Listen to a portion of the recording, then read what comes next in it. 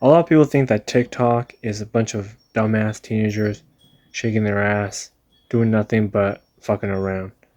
But let me show you a TikTok that is actually worth your time. It's by a creator called Chase, I believe, and he tells you how to build a personal brand so you can actually make some money instead of doing your dumb 9 to 5. If you're curious about that, let's go. We're going to get to part 1, take it pace by pace so we all are on the same page and understand this clearly. 0 to 50k followers roadmap, 7-minute personal branding. Alright, 7 minutes all you need from 0 to 50k, according to Chase. If you're interested in building a personal brand, this is exactly what I would do to go from 0 to 50,000 followers and beyond.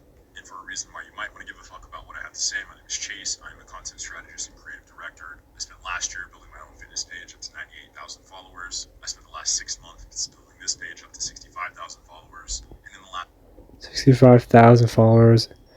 I mean, he's showing us that he has some background on this. He's a stunt right now.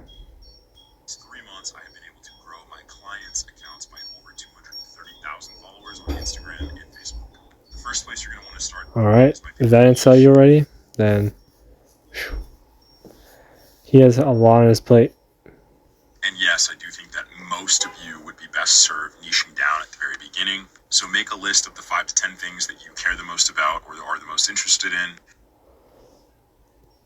Yeah, that's definitely the hard part, especially right now. For me, this is the start, this is the beginning. I think you want to tackle too many things, right? And then you're hoping that something, just figure out what's going to pop off. We kind of want them all to pop off, and then if you stick to one lane, you feel like you're going to get bored. That's my whole idea here. But let's see. Make a list of the 5 to 10 things that you are the most knowledgeable or experienced with, and wherever the overlap is what your main niche or industry should be. Yeah, so, for example, let's say I heard that a lot of people say if you like clothes, and then let's say you also like, I don't know, TV shows. Make a channel about clothes that look like they'd be in that TV show, or mix them, something like that. Or if you like to do a food channel and you like to play video games, how do you mix them? You make like video game foods, things like that. There are multiple things on that overlapping list. Pick the one that you were the most passionate about.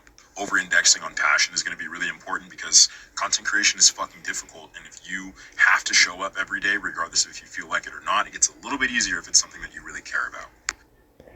Yeah, I mean, I know their TikToks, they're not full videos. I know this is like a 7-minute video, but this guy posts so many times a day. It's nuts. I don't even know anyone who'd want to do exactly what he's doing. Or probably can, right? Now, aside from figuring out what you need to talk about, it's incredibly important to figure out why you're doing this in the first place. So think about what your end goal for content is. In an ideal world, what do you want to happen a year from now? Let me know in the comment section below. What do you want your channel to ideally look like, be like? What's your whole goal in this? For me, a year from now, I'd be able to leave my job and start just doing these type of videos, helping people around, find the information they need, be like the middleman, send them these type of guys, and then we could figure out way more together, or just like reactions that matter, not just to trailers, but to information that will help people day to day, like this. And also think about, why do you want to create content? I first started creating content because I had a whole bunch of fitness knowledge, and I also saw that people were really frustrated with their fitness. And I firmly believed that getting fit and staying fit wasn't anywhere near as difficult or as complicated as people made it out to be. That's really true. It's not as complicated, but people complicate it. That's the thing. If you feel like it's complicated and you want to get your life together, there's another reaction on this video on this channel already. I think it's John Mango. Go watch the video I have on there. He knows exactly what he's talking about. Do yourself a favor. So I started sharing my knowledge on here. The same thing is true for content strategy. After spending 6 months building up a decently sized following, I came to the same realization that doing so wasn't as difficult or as complicated as people were making it out to be. I think Definitely, that's true. But at the same time, I think posting as much as he does, it could be very, very challenging. I know they say all you have to do is pull out your phone, yap about whatever is in your head, and then run it. Right, as long as it's in your niche, or you combine niches. But then content ideation and burnout, all that stuff, really, really hits tons of people, and that's why they stop going. So that's something that I think a lot of people should be targeting and talking about.